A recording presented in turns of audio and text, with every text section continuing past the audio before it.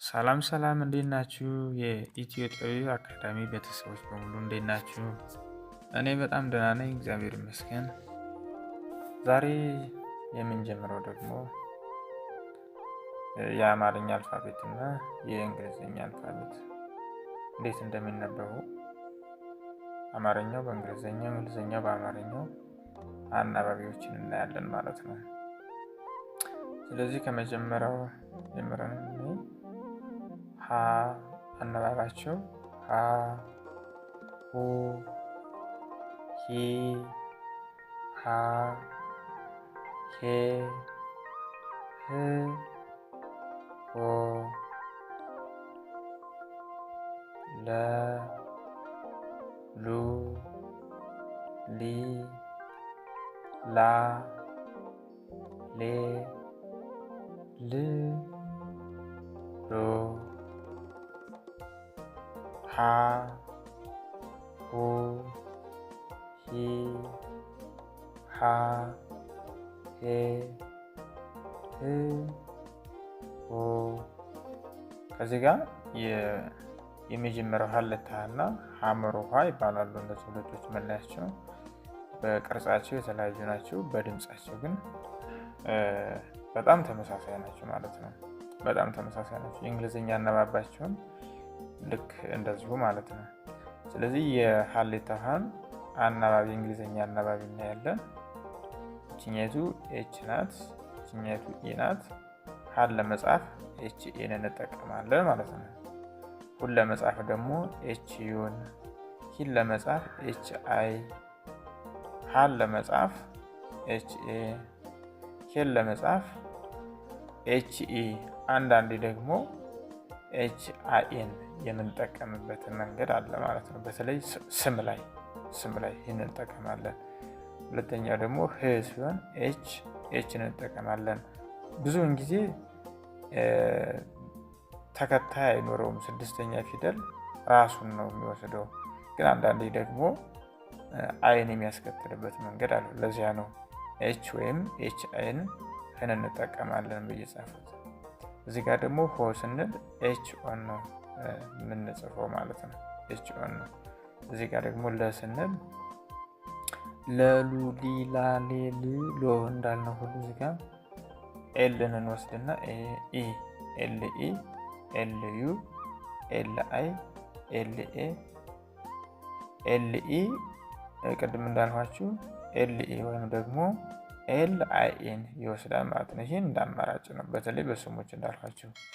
እዚህ ጋርም እንደዚሁ ኤልን ብቻ ይወስዳል። አልፎ አልፎ ደግሞ ኤል አይን የሚወስድበት መንገድ አለ። በጣም የታወቀው ግን ኤል ነው። ልን ለመጻፍ ኤል ነው ማለት ነው። ምሳሌውን ከታች እናያለን። እዚያ ኤል ኦ ብለን ሎ እንላለን ማለት ነው። ድምፁ ተመሳሳይ ይሆናል። የሀመር ውሃው ደግሞ ከሀሌታ ውሃ የእንግሊዝኛው ተመሳሳይ፣ ምንም የሚለይበት ነገር የለውም። የአማርኛው ሀሌታ ውሃና የአማርኛው ሀመር ውሃ የሚባለው ነው። ሌላም ሶስተኛ አለ፣ እሱን በቀጣይ እናያለን ማለት ነው። ስለዚህ ሀመር ውሃን ለመጻፍ ኤች ኢ ኤች ዩ ኤች አይ ኤች ኤ ኤች ኢ ኤች አይን መጠቀም እንደምንችል እንደቀደሙ ማለት ነው። እዚህ ጋር ኤች ኦ እንላለን። ምሳሌ በቃላት ምስረታ እንዴት እንደሚነበቡ ማለት ነው። እዚህ ጋር ስንል ምሳሌ አንድ ቃላት ምስረታ ይላል። ሃን አሁን እዚህ ጋር ከላይ ያየነውን ሃን እዚህ ጋር ሀ በሚል ቃል ብንመሰረት ሀ ሀብታም የሚል ይወጣል ማለት ሀብታም። ሁ ደግሞ ለምሳሌ ስም ሁሴን፣ ሁንዴሳ እንደሚባለው ማለት ነው። ሁነኛው የሚባል ስሞች አሉ። ይነሳል። አሁ ሂ ደግሞ ሂሳብ። አሁን ሂሳብ የትምህርት አይነት ነው፣ እንደ ትምህርት እንደ ኮርሱ። እኛም ብዙ አጋጣሚ የሂሳብ ትምህርቶች እንሰጣለን። መማር የምትፈልጉ በስልክ ቁጥራችን ዋትሳፕ ላይ በሚገኘው ስልክ ቁጥራችን ወይም ደግሞ 0923 94 46 84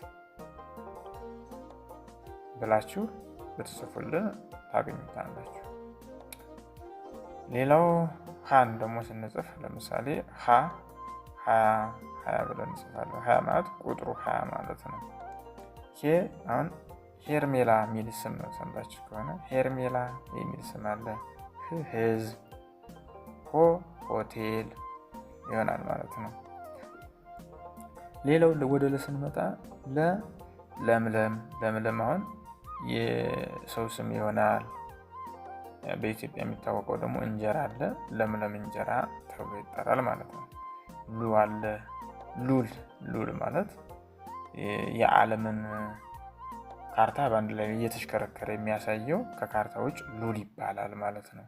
በተለይ እነዚህ መርከበኞች የሚጠቀሙት፣ ኤርፕሌኖች የሚጠቀሙት ከአንድ ቦታ ላይ ዓለምን የሚያሳየው ሉል ይባላል ማለት ነው። ከዚያ ሊዲያ ሁሉ የሰው ስም ነው። ላጲስ ማለት ልክ ይቺ መቅረጫ አለች አይደለም?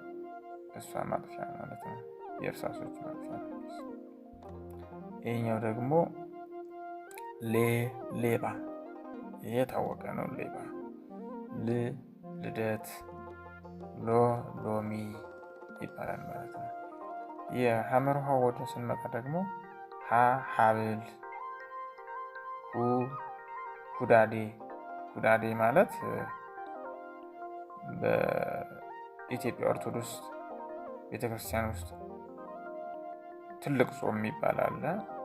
ወይም ደግሞ አብይ ጾም ወይም ሁዳዴ በመባል ሁዳዴ ማለት ጥሬ ትርጉሙ ምንድን ነው? ሰፊ ሜዳ ማለት ነው። ሁዳዴ ማለት ሰፊ ሜዳ ማለት ነው። እዚህ ጋር ሂሳብ እንዳለ።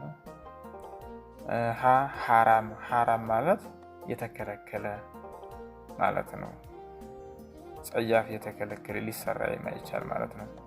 ሌላው እዚህ ጋር ደግሞ ሔዋን የሁሉ እናት ማለት ነው። በቃ የፍጥረት መጀመሪያ አዳም፣ ከዚያ ሔዋን የሱስ ማለት ነው። ህግ፣ ሆምጣጣ ማለት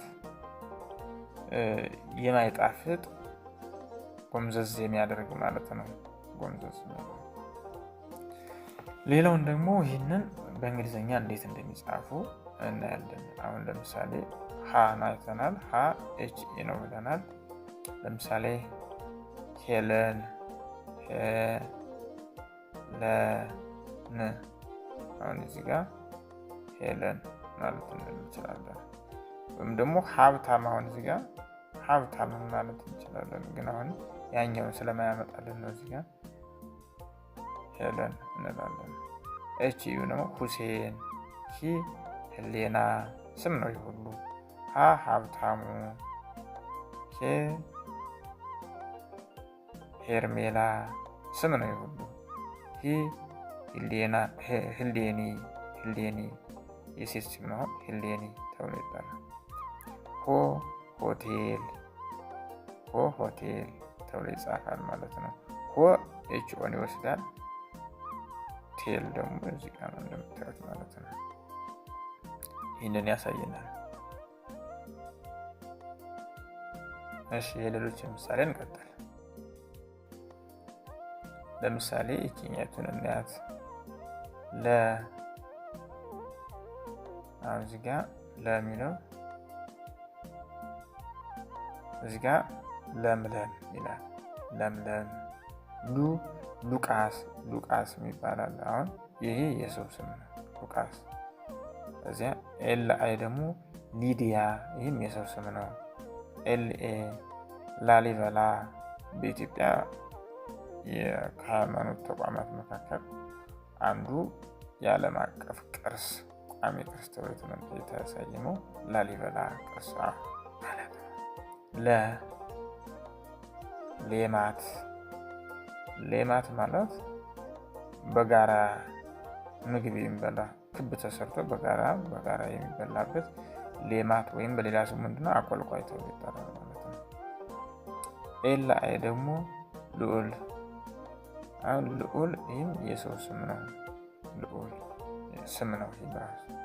እዚህ ጋር ደግሞ ኤልኦ ወይም ደግሞ ሎሬት ይባላል። ሎሬት የማዕረግ ስም ነው። አሁን ለምሳሌ ሎሬት ጸጋዬ ገብረመድህን የሚባል ሰምታችሁ ከሆነ ልክ እሱ ማለት ነው። የዛሬው ትምህርታችን በዚህ እናጠቃልላለን።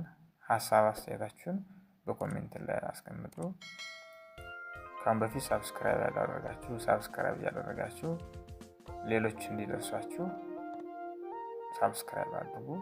በጣም